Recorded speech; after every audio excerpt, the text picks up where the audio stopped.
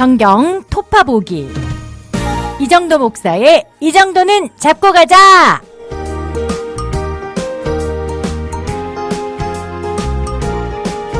안녕하십니까, 이정도입니다. 오늘은 사무엘상 27장부터 31장까지 함께 사무엘상의 마지막 부분을 볼 텐데요. 다윗이 계속해서 도망 다니고 있는 상황입니다. 다윗의 도망자 생활 다시 한번 요약해드리면 크게 세 부분으로 나눌 수 있다 말씀드렸거든요. 맨 처음에 19장에서 21장까지 도망칠 때는 혼자 도망 다니는 상황이죠. 혼자 여기저기 떠돌다가 해외 도피를 해야겠다 해서 블레셋 가드에 갔는데 거기서는 또 사람들이 다윗이라는 걸 알아보고 저 녀석은 우리 대적 아니냐 해서 미친 사람인 척하면서 도망 나온, 여기까지가 이제 혼자 도망 다닌 장면이라고 할 수 있고요. 22장에서부터 두 번째 부분이 시작되는 것은 갈 곳이 없어서 찾아간 광야, 그 아둘람이라는 곳에서 사람들이 모여듭니다. 그렇게 해서 모여든 사람들과 함께 22장부터 26장까지 사울을 피해서 도망 다니지만 동시에 누군가 어려움에 처한 이들을 도와주는 생활을 하게 됩니다. 그리고 이제 오늘 세 번째 부분인데요. 27장부터 31장 사무엘상 마지막까지는 이제 이 사람들을 데리고도, 이 다윗의 군대를 데리고도 더 이상 이스라엘 안에는 있을 수가 없어서, 물론 사울과 싸우려고 한다면야 싸울 수 있지만 사울과 부딪히지 않으려고 다시 이스라엘을 떠나게 됩니다. 그래서 또다시 블레셋 가드로 가는데요. 앞에서도 이제 블레셋 가드로 갔었죠. 이게 왜 자꾸 블레셋 가드로 도망가는가 지난 시간에 설명해 드렸는데, 이 다른 나라들 같은 경우에는 이스라엘보다 약하기 때문에 사울이 침범할 수 있지만 블레셋과 이스라엘은 지금 적대국이에요. 라이벌이죠, 라이벌.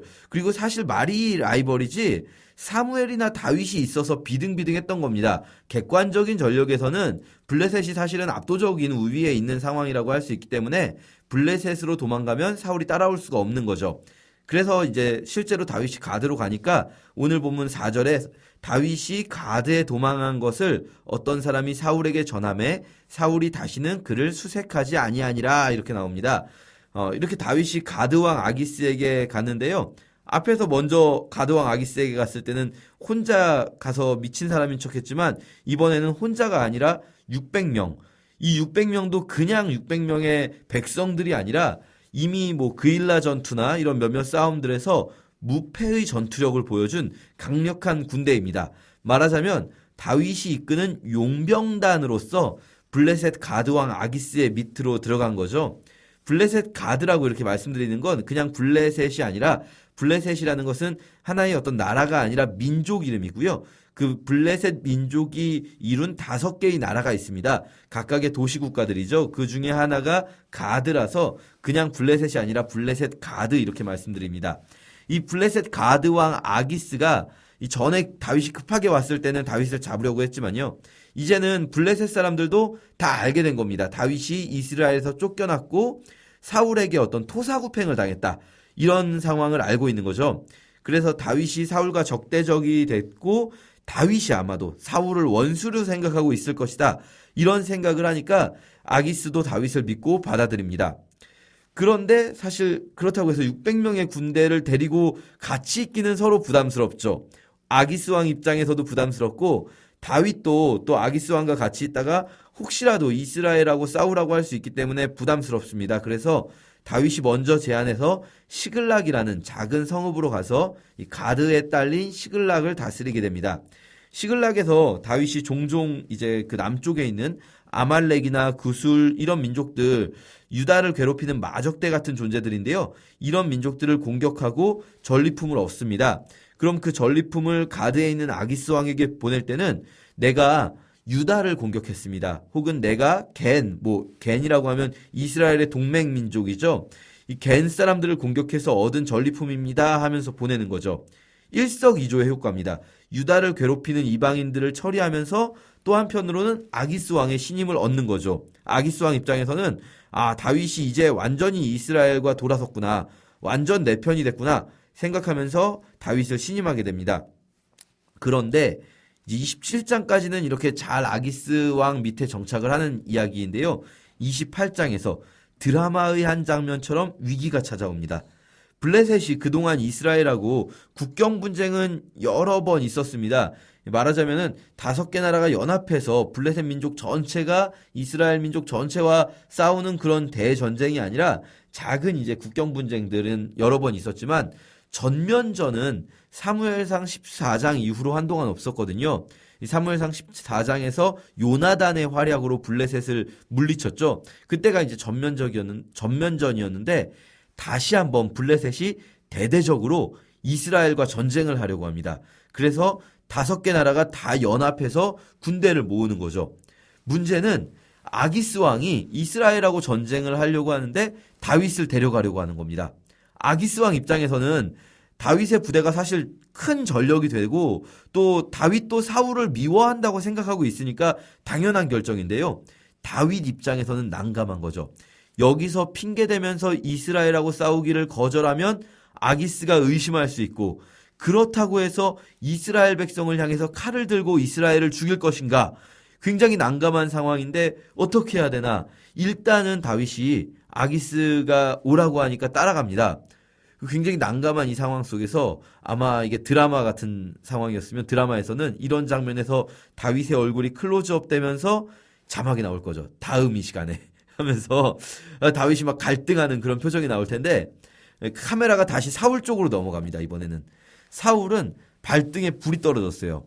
사실 아까도 말씀드렸지만 그동안 블레셋과의 싸움이 비등할 수 있었던 건 사무엘이나 다윗 또 무엇보다 여호와 하나님의 존재 때문에 블레셋이 이스라엘을 칠 수 없었던 것뿐이지 객관적인 전력은요 압도적으로 블레셋이 앞서는 상황입니다. 그런데 지금 사무엘은 죽었죠.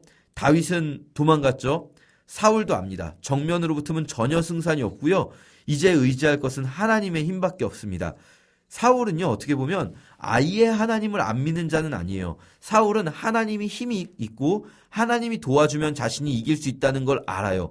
그래서 사울은요 하나님의 힘을 얻고자 합니다. 그 하나님의 능력을 믿는 거죠. 우리도요 하나님의 능력을 믿고 하나님의 도움 또 하나님의 손길 이런 것들을 구할 때가 있습니다. 내가 원하는 일을 위해서 나를 위해서 하나님의 도움과 능력을 구하는 거죠. 그게 항상 나쁘다고 할 수는 없지만 그 이전에 우리가 구해야 할 것은 뭐냐면 하나님을 구해야 하는 겁니다. 하나님의 손이 아니라 성경에서 하나님의 얼굴을 구한다라고 표현되어 있거든요. 하나님의 도우심이 아니라 하나님 자신을 구하는 자에게 하나님은 도움의 손길을 펴시는 겁니다. 그런데 사울은요. 하나님을 바라는 게 아니라 하나님의 도움을 구하는 사람이에요. 하나님의 도움을 얻기 위해서 하나님이 좋아할 것 같은 일들을 하는 거죠. 율법을 지키는 거죠. 이렇게 기계적인 신관을 가지고 있는 겁니다. 내가 이렇게 하면 내 동기가 어찌됐든 이런 행동들을 하면 하나님은 항상 나를 도와준다. 우리 마음속에 깊은 곳에 동기가 어찌되었든 혹은 우리의 삶의 모습이 우리의 평소의 행실이 어찌되었든 간에 내가 이런 방식으로 기도하면 기도할 때 마지막에 예수님의 이름으로 기도합니다를 말하고 또 기도할 때 이런 순서대로 기도하면 하나님은 우리를 돕습니다. 이게 기도의 비결입니다. 이런 방식의 생각이 바로 사울이 가지고 있는 생각이라고 할 수 있어요. 그래서요 사울이 정말 하나님이 좋아할 것 같은 일을 하죠. 율법에 따라 신접한 자와 박수를 이스라엘 땅에 금지시킵니다. 그리고 여기서 나오진 않지만 뒤에 보면 사울이 하루밤낮 음식을 먹지 못했다고 나오는 걸 보면요. 아마 금식도 한 모양입니다. 그러면서 하나님의 응답을 기다리는 거죠. 그런데 하나님이 꿈으로도 우림으로도 선지자로도 응답하지 않으세요. 사실 이런 일 많습니다. 우리에게도 우리가 정말로 하나님의 사람이어도요. 우리가 정말로 하나님을 구하고 하나님의 뜻대로 평소에도 그렇게 사는 사람일지라도 우리가 정말 위기의 순간에 하나님의 도움의 손길을 구하지만 하나님이 당장 우리에게 응답을 보여주시지 않을 때가 너무나 많습니다. 그것은 성경에서도 마찬가지입니다. 그런데요, 그때 어떻게 해야 될까요? 믿음은 기다리는 겁니다. 그런데 사울은요, 기다리지 못해요. 급하거든요, 사울은. 그래서 신접한 여인을 찾아가는 거죠. 웃기는 사람입니다. 자기가 쫓아내놓고 자기가 찾아갑니다. 하나님의 도움을 구하다가 도움이 안 오니까 하나님이 도와주지 않을 것 같으니까 그러면 도와줄 수 있다면 누구라도 상관없는 거죠. 사실 우리 중에도요, 그런 마음으로 가지고 있는 사람들이 있을 수 있습니다. 우리 안에, 저 자신도 우리 안을 깊숙이 들여다봐야 되는 거죠. 혹시라도 내가 정말 교회를 열심히 다니고 종교 생활을 열심히 하지만 사실은 우리 마음속에는 다른 어떤 신이든 상관없고 그냥 누구라도 나를 도울 수 있는 신이 필요한데, 다만 하나님이 가장 확률이 높을 것 같으니까, 혹은 하나님이 제일 좋아 보여서, 진짜 신 같아 보여서 하나님을 믿고 있는 것은 아닌가. 사실 나에게 필요한 것은 하나님이 아니라 나를 도울 수 있는 신이라면 누구나 상관없다는 마음은 아닌가. 이런 것들 우리가 스스로를 잘 돌아보아야 합니다. 어쨌든 사울이 이렇게 엔돌에 신접한 여인을 찾아가서 사무엘의 영을 불러내는데요. 이 장면은 사실 함부로 말하기가 어렵습니다. 여기서 나온 것이 진짜 사무엘의 영인가? 왜 죽은 사람의 영이 땅에서 올라오나?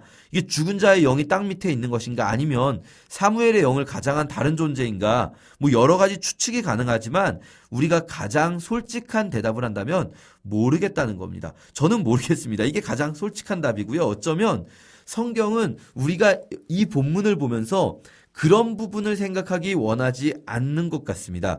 이 본문에서 말씀하시고 싶은 것은 그게 아니죠. 만약에 이런 부분들이 우리의 영적 생활에 도움이 된다면 그 부분을 설명해 주셨을 거예요. 그런데 성경이 강조하고 있는 부분에 우리가 귀를 기울여야 합니다. 우리가 꼭 기억해야 될 것은요, 성경은 백과사전이 아닙니다. 뭐든지 너희가 그냥 지식이 될 수 있는 것은 뭐든지 전해주겠다라는 백과사전이 아니라 우리의 영적인 생활과 성숙과 우리가 이 땅에서 하나님 나라를 세워가고 예수 그리스도를 따르는데 필요한 말씀을 주시는 것이지 그냥 모든 걸 알려주는 책이 아닙니다.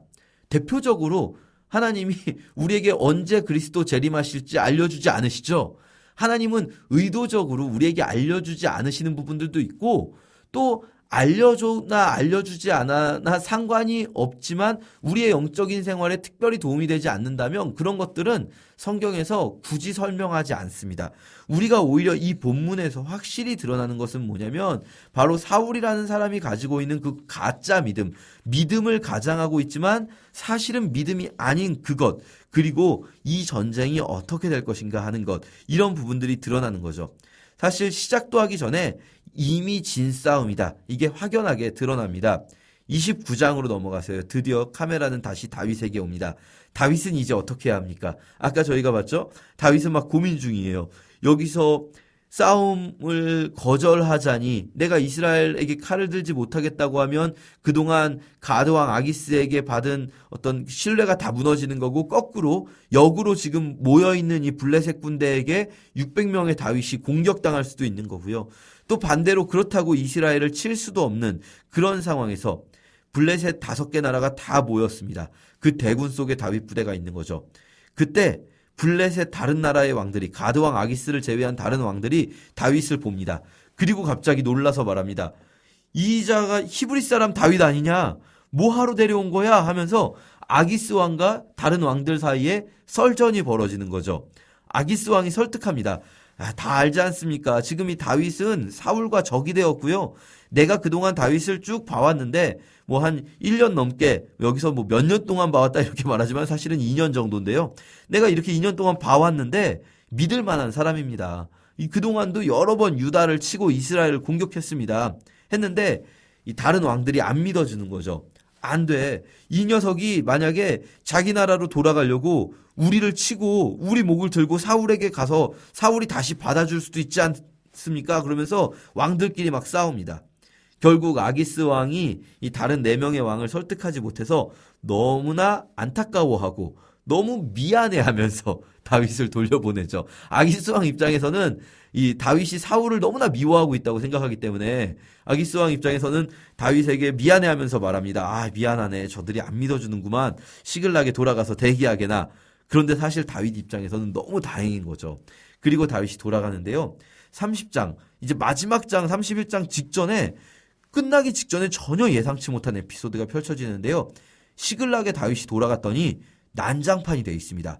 이게 블레셋과 이스라엘이 모두 지금 북쪽에 있는 이스라엘 평야의 군대를 모으고 이스라엘과 블레셋이 전군이 거기 모여서 싸우러 간 틈을 타서 남쪽에 있는 광야에 이 마적대 같은 존재들이죠. 아말렉이 블레셋이고 이스라엘이고 할 것 없이 이 남쪽 지역 전체를 들쑤시고 다닌 겁니다. 시글락이 완전히 불태워지고 여자들과 아이들은 다 끌려간 겁니다. 다윗 군대는 지금 강행군으로 북쪽에 이스라엘까지 갔다가 거기서 다시 강행군으로 내려왔는데 며칠째 움직여서 힘이 없는데 아이들이 끌려가니까 너무 화가 나서 이 다윗의 군대가 다윗을 막 탓하고 책망하고 다윗에게 막 분노를 터뜨립니다. 다윗은 600명을 이끌고 지친 상태로 아말렉을 추격합니다. 여기서도 다윗이 하나님께 묻는데요. 왜냐하면 무턱대로 지금 굉장히 지쳐있는 이 군대를 이끌고 따라갔다가 지치기만 하면 오히려 못 구할 수도 있기 때문에 정말 여기서 따라가는 게 옳을지 아닐지 하나님께 물어보는데 하나님께서 에봇으로 응답하시죠. 따라가면 잡을 수 있다.